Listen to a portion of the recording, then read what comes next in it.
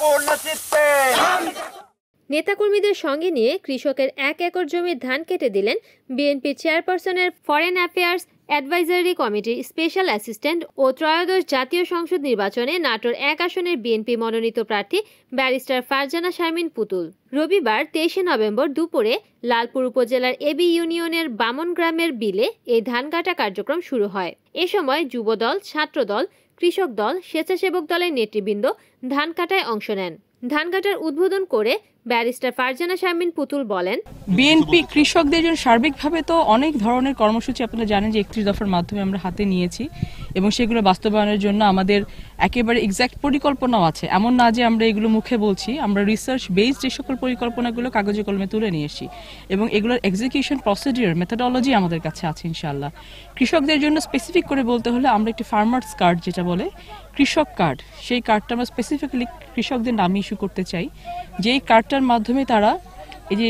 ধান বিক্রি করার যেটা হয় মাঝখান থেকে কিন্তু একটা মধ্যস্বত্বভোগী থাকে, তারা যেন সরাসরি এই ধানটা বিক্রি করতে পারে বাজারে গিয়ে বা সরকারের কাছে, এই সরাসরি বিক্রির জায়গাটা তৈরি করা, প্লাস এই কার্ডের মাধ্যমে যেন তারা লোন নিতে পারে স্বল্প সুদে অথবা বিনা সুদে,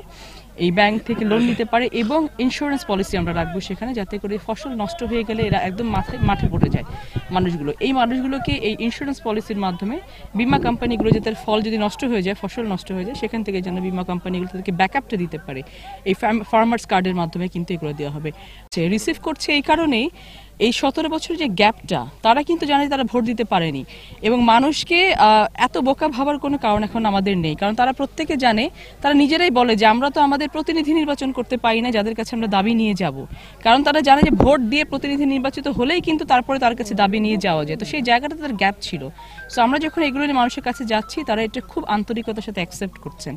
এবং এই অ্যাকসেপ্ট করাটা দেখে বোঝা যায়, তখনই আমরা আরো বেশি উৎসাহটা পাই যে তারা এটাকে বিশ্বাস করছেন যে হ্যাঁ এইটা আমরা পাবো, এটা আমরা করতে পারবো এবং তারা নিজেরা।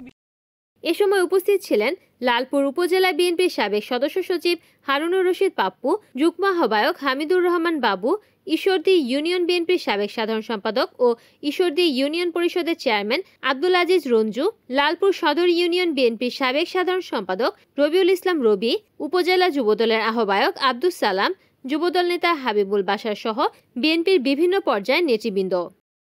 রিপোর্ট করেছেন নাটোর প্রতিনিধি এজেড সুজন, NN TV।